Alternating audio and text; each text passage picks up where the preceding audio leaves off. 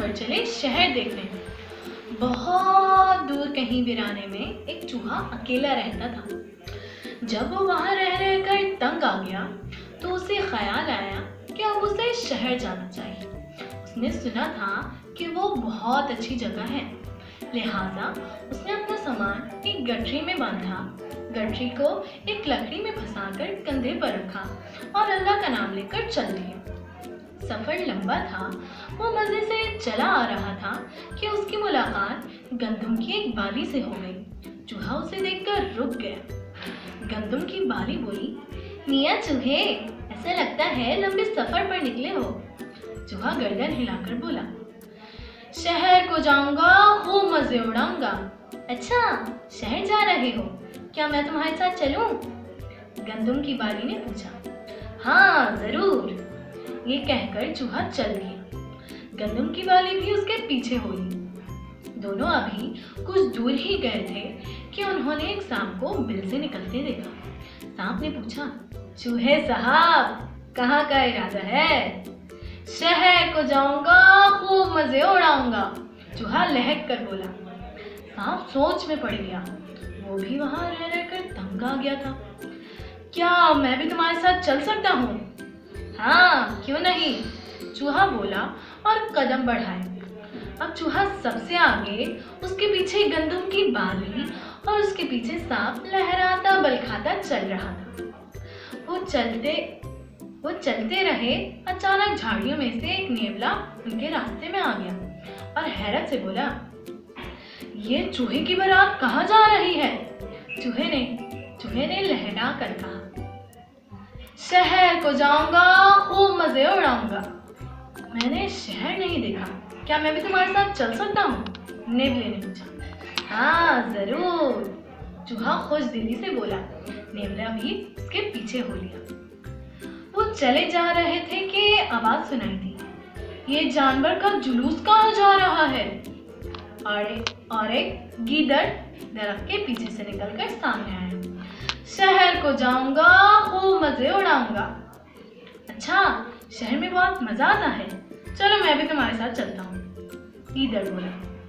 अब चूहा सबसे आगे, उसके पीछे गंदम की बाली, उसके पीछे सांप, उसके पीछे नेवला और आखिर में गीदड़ कतार बनाए चल रहे थे। सफर जारी था। वो रास्तों से गुजरते चले जाते। जब भूख लगती तो कुछ खा लेते और थोड़ा सा आराम कर लेते। चलते चलते सांप ने थक कर पूछा, आखिर शहर कितना दूर है? 20 किलोमीटर बाकी है। चूहा जो अकड़ अकड़ कर चल रहा था, संगे मील की तरफ इशारा करते हुए बोला। सांप ने गहरी सांस ली और चल दिया। जब वो शहर पहुंचे तो देखा वहां बड़ी बड़ी इमारतें सर उठाए खड़ी थी। सड़कों पर तेजी से गुजरती हुई गाड़ियां और फुटपाथ पर इंसान चले जा रहे थे। वो गलती से फुटपाथ पर चढ़ गए और घबराकर इधर उधर भागने लगे। उनके वहां आने से भगदड़ मच गई। लोग डरकर भागने लगे। औरतें और बच्चे चीख रहे थे। कुछ लोग गिर गए और खौंचा फरोशों का सामान उलट गया। वो गुस्से से चिल्लाने लगे। तमाम जानवर भी परेशान थे। उनकी समझ में नहीं आ रहा था कि कहाँ जाएं। फिर एक आदमी डंडा संभाले आता नजर आता है। वो भागे और पतली अंधेरी गली में घुस गए। वहां काट कबाड़ पड़ा था। वो उसमें छुप गए। आदमी कुछ देर उन्हें ढूंढता रहा और वापस चले गया। रात को जब सन्नाटा हो गया तो वो अपनी पनाहगाहों से बाहर आए और चुपके चुपके बातें करने लगे। वो बहुत परेशान थे। 2-3 दिन तो ऐसे ही गुजरे। उन्हें छुप कर रहना पड़ा। वो सिर्फ खाने की तलाश में बाहर निकलते, मगर उन्हें जान बचाकर भागना पड़ता।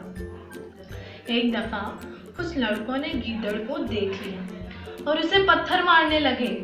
चूहा खाने की तलाश में एक घर में दाखिल हुआ, जहां वो चूहे दान में फंसने से बाल बाल बचा।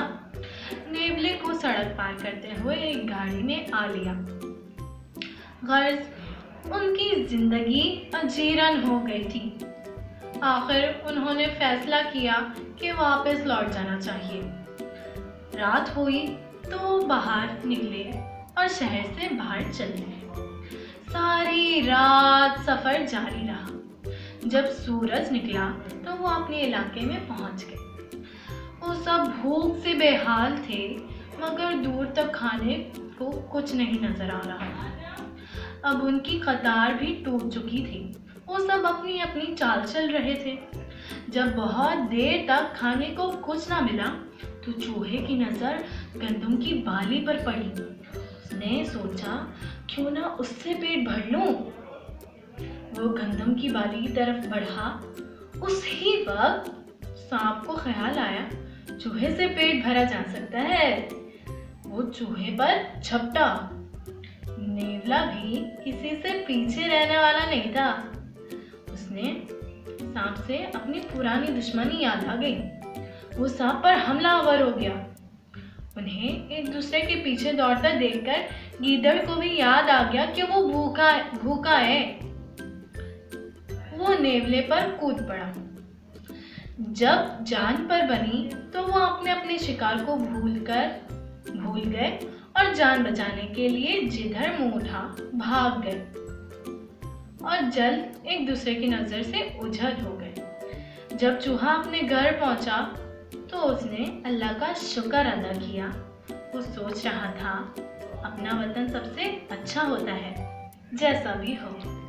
शुक्रिया।